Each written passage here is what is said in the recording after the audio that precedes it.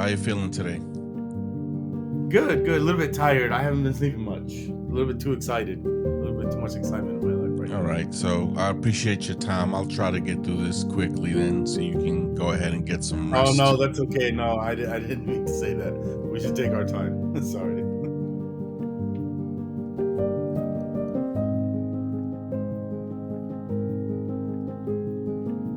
Welcome back to Never Talk to Strangers, the podcast where I sit down with complete strangers to hear their stories, dive into their lives, and hopefully learn something new along the way.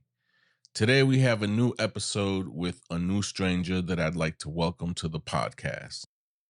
Can I start off by asking your age, your location, and what you do for a living? 46 years old, Peoria, Illinois, in the United States. And what I do for a living, I run a retail store. You said for a living, meaning make money, I guess. That's what you mean. But I do another big project that's not related to that. Okay, so the retail store, you own it, so you're kind of like an entrepreneur. Yeah. Awesome. All right, so let me kick things off with something easy to warm up like I do every episode. What's one thing you've done recently that made you feel like a kid again?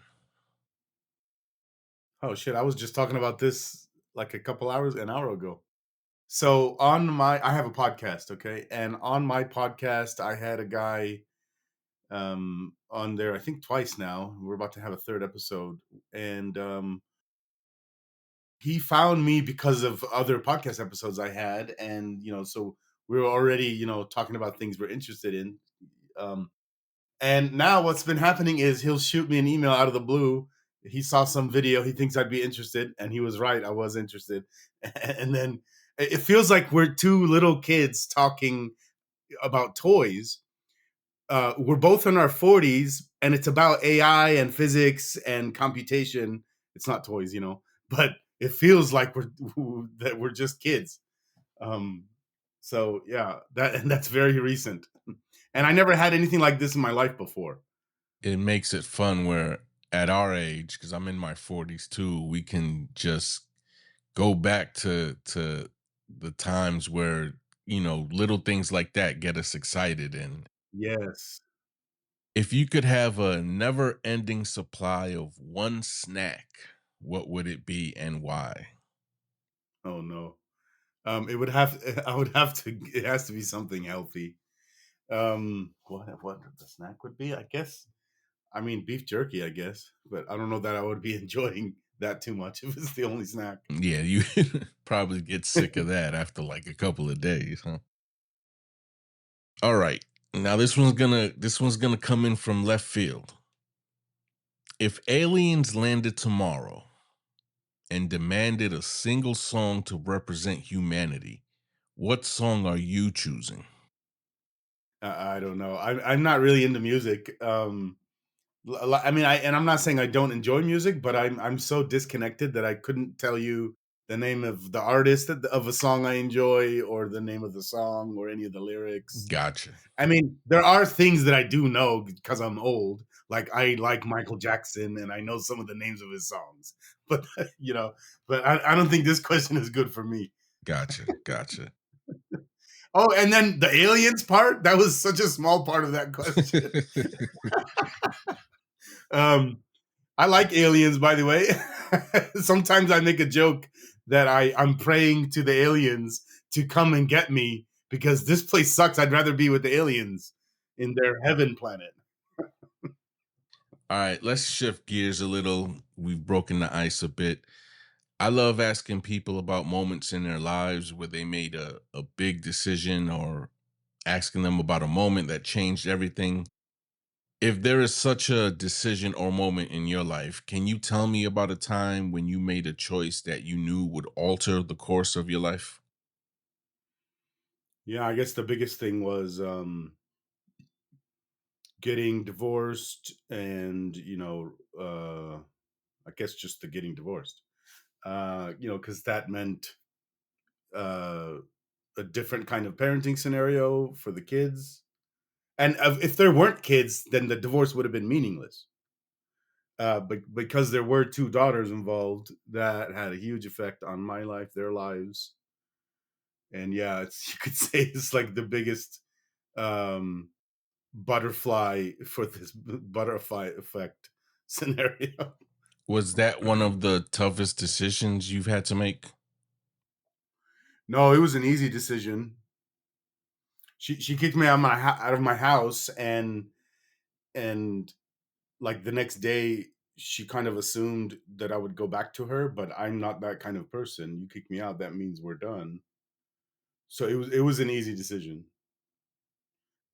You could have made it a harder decision by not kicking me out. You mentioned earlier you run a retail store, you're an entrepreneur. You said you run something else. So I started a nonprofit less than a year ago called Uniting the Cults. And the idea is to rid the world of apostasy and blasphemy laws, like the death penalty for leaving your religion, and more generally to unite people of all corners of the world, um, because in order to fix the apostasy laws, there's a million other things in the way that would have to be fixed in order for that to happen. So it kind of touches into everything, even stuff like you know how social media silences ex-Muslim voices. Yeah. Everybody's leaving X now because of situations like that. Really? Oh, okay. I'm on They're X. jumping over to something called Blue Sky. Blue Yeah, they're Sky. getting Okay. like 1 million X users a day right now. Well, as far as I know, X does not silence ex-Muslim voices. If anything, they kind of do the opposite by honoring our voices. Oh, I mean, I'm just parroting what I've read that, people are jumping ship because of how Elon is running that over there. Yeah. So, how did you decide on that career path? And what takes up more of your time, the business side of you or the side of you that runs this The nonprofit? nonprofit, for sure. Was it a planned journey or did that unfold like in an unexpected way for you? Yeah, that's an interesting question. So you could say that the stuff that I started doing 14 years ago was when I divorced, and then also around the same time wasn't a Muslim anymore. I became an atheist. And you could say the activities that I started doing 14 years ago culminated into what I'm doing today with the nonprofit. But the exact idea of the nonprofit, of like having the flag of let's get rid of apostasy laws, I came up with that only like a week before starting the nonprofit. This was back in April of this year. You said you became an atheist. Leaving a religion sometimes, well, I imagine a lot of times, is a deeply personal journey. What led you to start questioning your faith? Was it a single moment that you saw or experienced, or was it a long, gradual process? So I don't think it was gradual. I mean, technically, it's gradual because it, if you think of like the first, especially for somebody born to a religion, if you think of what their first understanding of why they are that religion, it would be something like because my parents told me. But then you know nobody as an adult says that. They have some other reasoning for why they are still in that religion. And so, you know, in a sense, we are gradually going from one thing to another, and that happened over decades for me. But let me just talk about the last thing that was holding me in the religion, and then what changed and why I got rid of it. So I held the position that religion is for morality, to help. It's a guide for living a good life.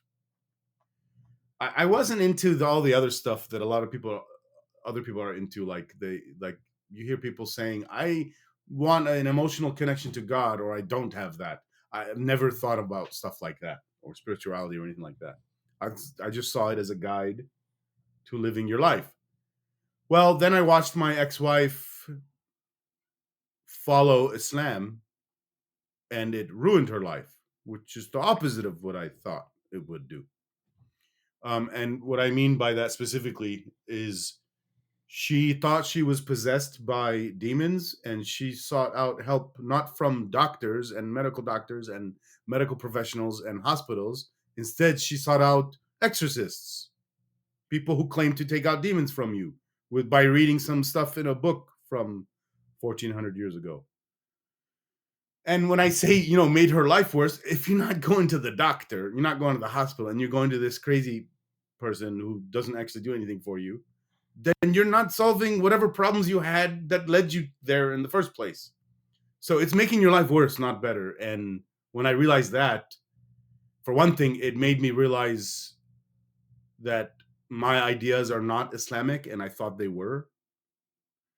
Like the idea of, if I have some mental problems, I'm going to go to the hospital and not think that I believe that I am possessed by demons. That idea I have it in my head, but it's not from Islam.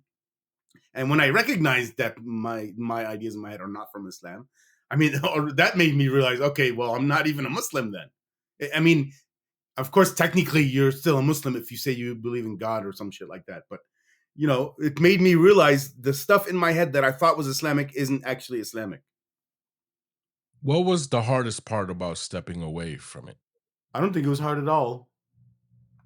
I'm not in a place that is very Islamic. So, if you lived in a place where everyone around you is a Muslim, yeah, it would be hard. But I don't have that. I mean, I do have family, but we live in America, and we're a pretty liberal family. I had no troubles. Is there anything from Islam, like certain practices, values, or traditions that you chose to keep as part of your life, even though now you are an atheist? Yeah, so I've thought about that a lot, and I've had a lot of discussions with people about it too, trying to find, the things that are good in there that you would want to keep. And the thing, like, I try to steelman these arguments too, and if you try to imagine like the purest thing that's in Islam, and you and people have claimed what that purest thing might be. They say something like, okay, respect your parents, it says in there. Okay, that sounds good at face value, but if you look deeper, you'll notice, okay, it doesn't say respect the child. And it also says elsewhere in the same book, you can beat your children. So it's fake. It's bullshit. What it needs to say is there should be mutual respect. And if anything, the person who should start it is the parent, because they're the one who knows shit. And then the child can follow along with the parent and be respectful. It has to start with the parent. And this Islam is not saying that. It's just saying respect your parents. So if your parents are horrible, you still got to respect them. Like, you should be able to say, divorce your parents. I want new parents. Or get out. You should be able to get out. Sorry, I'm getting a little bit angry. No, it's fine. I call it passion, not anger. Yes, that's fine. There's a stigma on atheists from heavy religious fundamentalists that they can't, because they're atheists, they can't have morals or purpose. Since leaving your faith, how have you found meaning or purpose in your life? So what's filled the gap, so to speak? I just want you to clarify, because a lot of Yeah. people think, once you say atheist, it's like, oh, people think you have to find your morality and your purpose from the Bible or the Quran. Yeah. So I don't agree with these people. Morality is a field of knowledge, just like any other field of knowledge. And so the rules that govern how humans create knowledge apply to any field. It doesn't matter what field it is: morality, physics, dog training, it doesn't matter. And there's nothing stopping us from creating such knowledge. It doesn't stop us in physics. It doesn't stop us in dog training, and it won't stop us in morality. And then the second part you said was, what is your purpose, or how do you do that without God telling you what it should be? Mm-hmm. Well, you fucking make it. so, on a small scale, you should enjoy your fucking life. Learn how to cook and cook good food. which, by the way, a lot of people in the West don't do. They do too much of like work, make money, but then they sacrifice so much stuff that could be enjoyable in their lives. Right.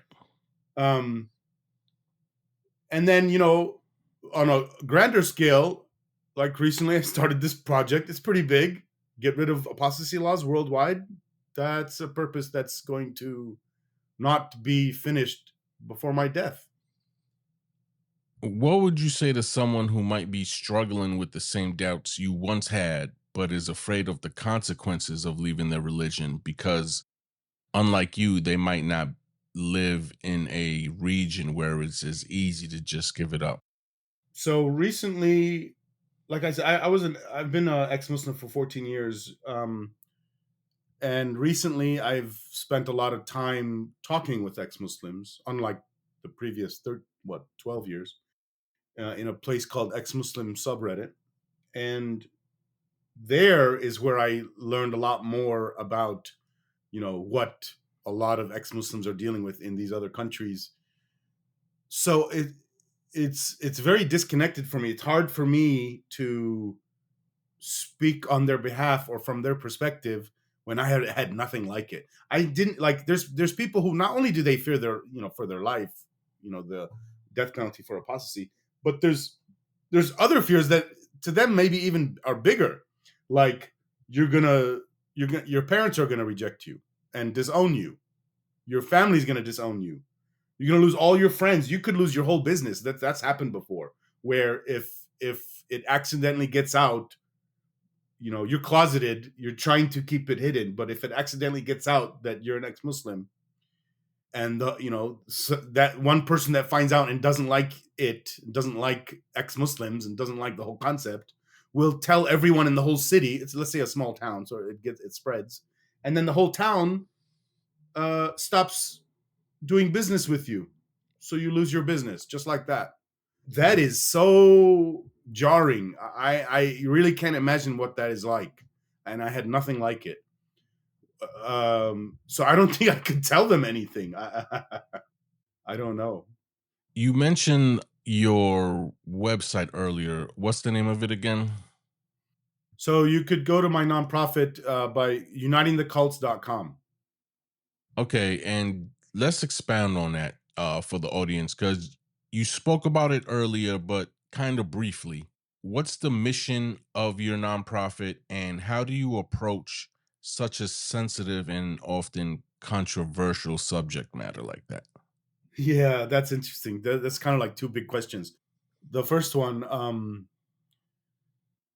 so the mission, I already said it, but I'll broaden it. Hmm. So I said, like, the flag is, let's get rid of the death penalty for leaving religion. But there's so many obstacles to that, and all of those obstacles need to be dealt with in order to achieve the main goal. And those things have nothing to do with apostasy, and they have nothing to do with Islam even. They have to do with things like things happening in the West, like how the West treats Muslims, or you know, like this whole where they, you know, a lot of the social media companies silence ex-Muslim voices. It is the way the West is treating the issues of Muslims and ex-Muslims that is contributing to, how do I say this? It's propping up the apostasy laws. So so I already started answering the what's the approach, right? The approach is to deal with everything that's getting in our way, which is almost everything, all the big topics. And then what was the last part you asked, or was that it? How you approach such a sensitive and, I think I said, controversial subject? So that's an interesting thing. A lot of times when if you go online and look at all the discussions where somebody brings up the death penalty for leaving your religion, and then you'll see a Muslim defend by saying something like, there's lots of ways they try to get around it. They say things like, oh, well, no, we don't have death penalty for leaving your religion. It's only death penalty if you try to speak out against Islam, as opposed to just in your heart leaving the religion, you know. And there's millions of these little variations. And what I try to do is guide the discussion where they can't weasel out of those things. Okay. So there's this thing I do where I'll ask, do you support the repeal of apostasy laws? And, or I'll ask it in a three-pronged question. First, I'll ask, do you know why apostasy laws exist? And in the same comment, I'll have the other two questions. Second question would be, do you support the repeal of apostasy laws? And actually, I forget the third one now. I could probably pull it up.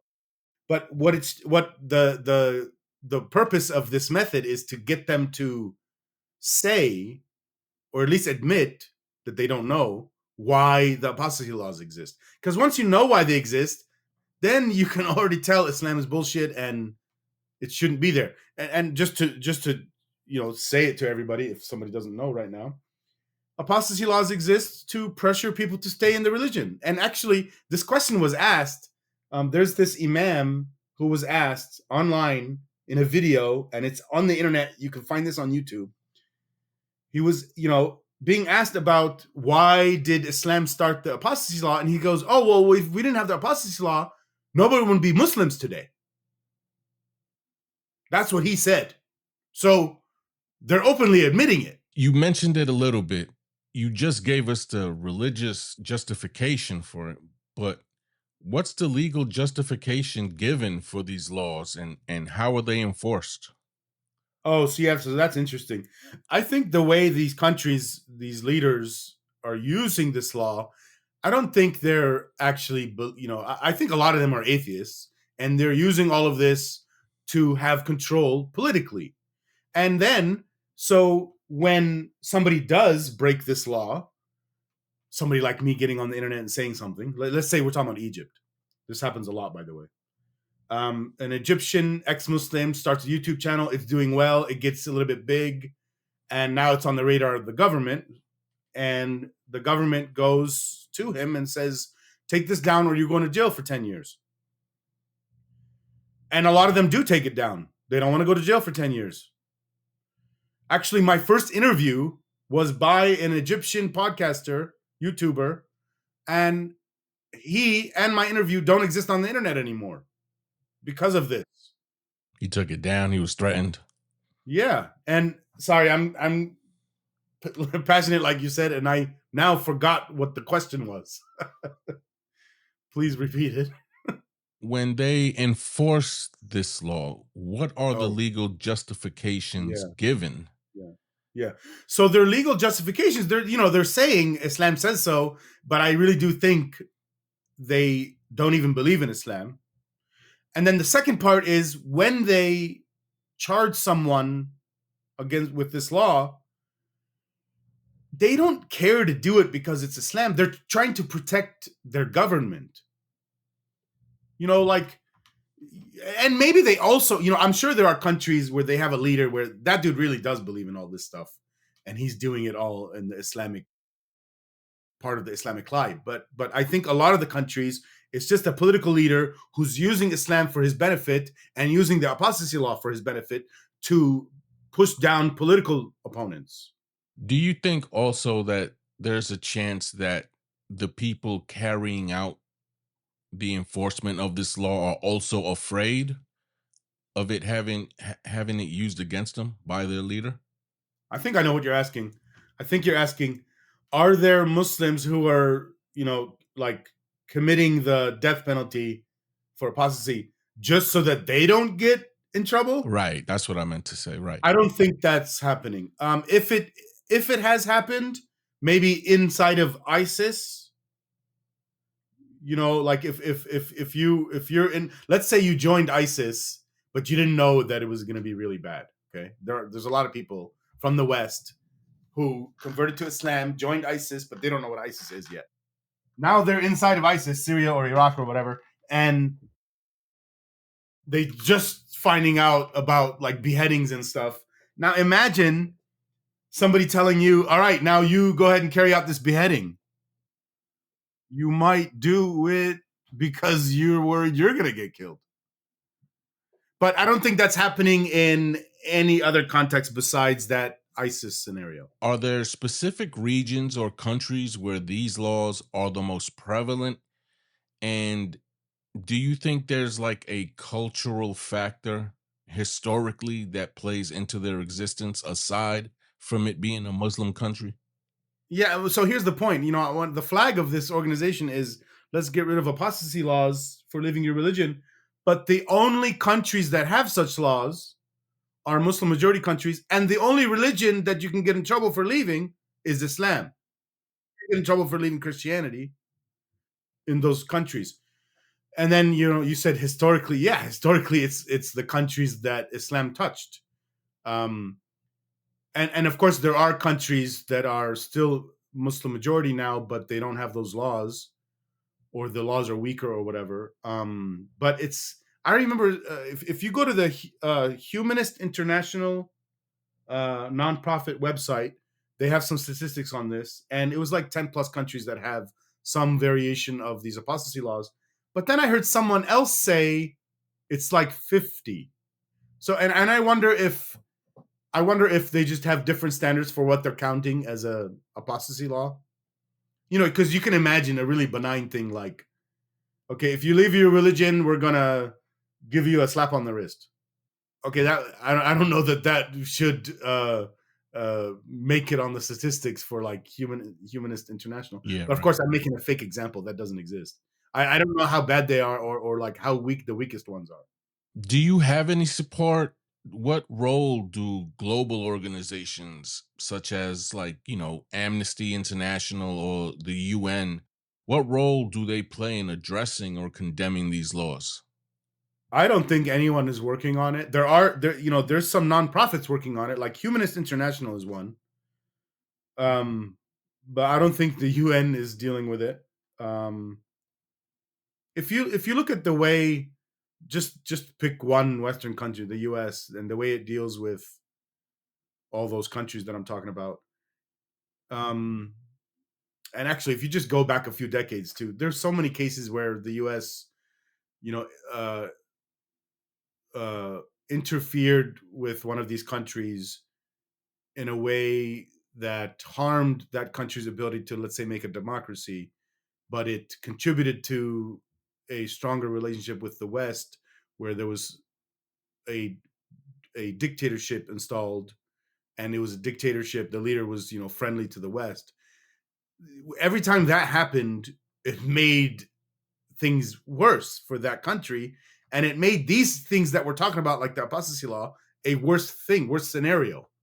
Those countries are going to have a harder time getting out of this bullshit when a country like the US is, occasionally disrupting the politics over there. How much negative feedback and pushback have you gotten through your work? I haven't really gotten any. I mean, not any in my personal life or in real life. If you're asking like online, I make a post, somebody replies, and let's say somebody trolls me or whatever.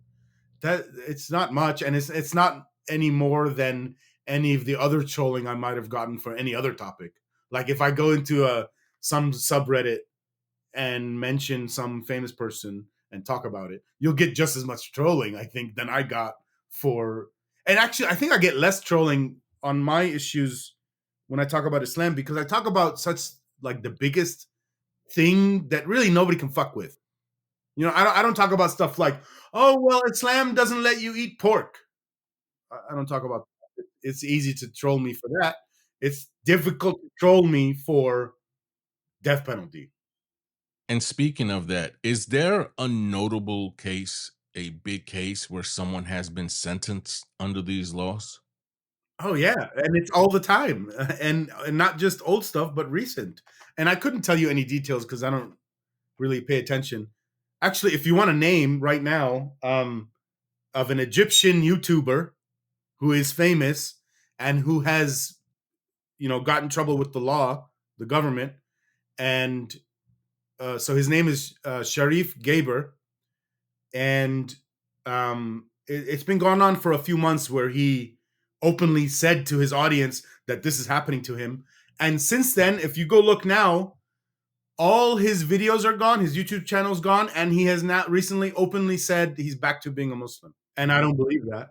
He's just lying to save his life. And I don't. To be clear, it's not the death penalty they're threatening him with. It's 10 years of prison. We've been talking about how these laws don't really reflect the teaching of the religion, and they're more of a product of political and cultural control. But in these countries, what role does the public opinion play? Are these laws publicly supported and then hated in private? Or does the population see them as oppressive? Yeah, it would depend on the country. So in a lot of these countries, yeah, there's huge support from the populace in these things, and a lot of times they're the ones carrying out the death penalty illegally because it's supposed to be the state doing it, you know. But there are some countries where the leadership is deviating from the populace. If I'm going to name one, I don't know too many details, but if we pick, let's say Iran. In Iran, the population is very liberal and they do not want Islamist, they don't want their government run by a religion. But the current government leadership is running the country that way. And that's the country that put the fatwa, the death penalty, on Salman Rushdie in 1989. And Salman Rushdie, just 2 years ago, that death penalty got carried out. I mean, he didn't die, but the guy tried to kill him in New York. Now, you're an atheist, but I'm sure you respect the right for anybody to follow any religion they want, right? As do I. How does something like this and these laws impact the broader perception of religions associated with them internationally? Well, I'll tell you, I think I understood your question. And so let's go back 10, 15 years.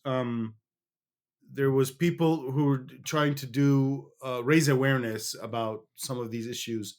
They wanted to do a draw Muhammad contest to draw like a cartoon of the prophet of this religion, and there was some blowback. See, this is not to do with apostasy, though. This is a different thing. There's Muslims who are willing to kill if you just if somebody, like a Westerner shows a image of Muhammad. That's not to do with apostasy. So I guess that's not getting to your question. But I guess let me change your question for you. What people are seeing is these kinds of things that are very visible, and they became very famous in the West. I don't think they see a lot of stuff that's going on in these countries, like the death penalty for leaving your religion. It just doesn't come out much.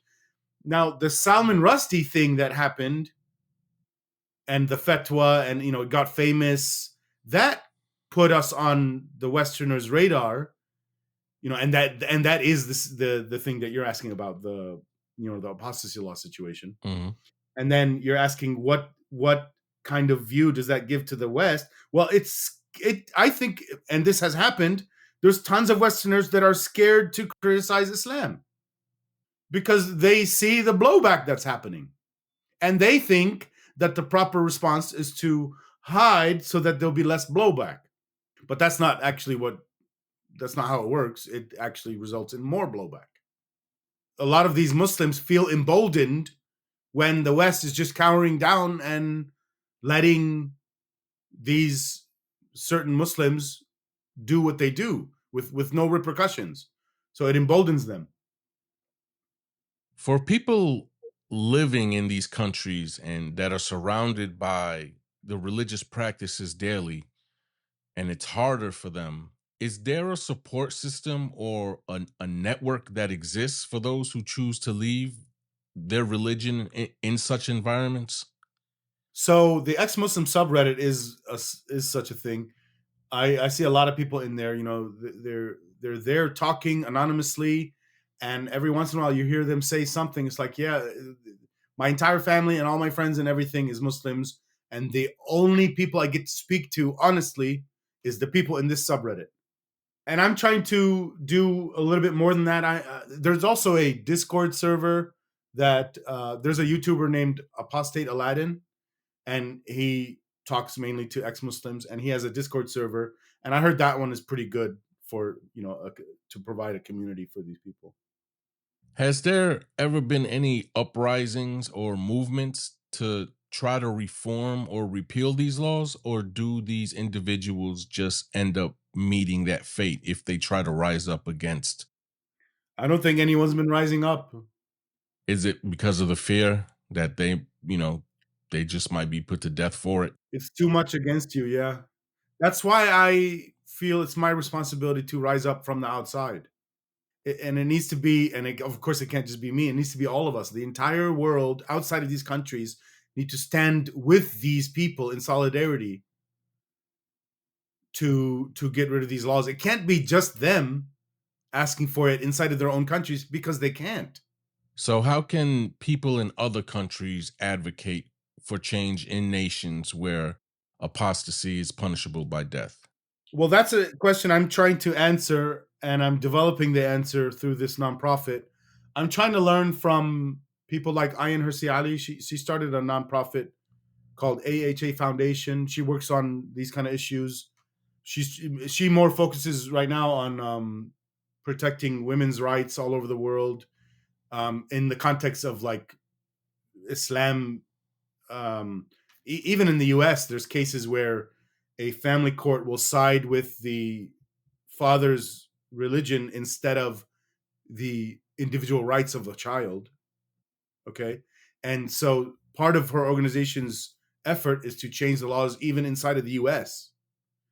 So what can people do? Well, part of what she's doing is things like she talks to, or her and her people talk directly with lawmakers in the US about these things.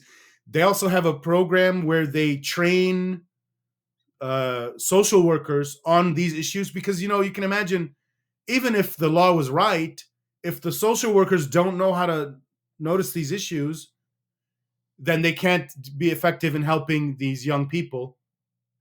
So that's part of what she's doing. To speak about what I'm trying to do,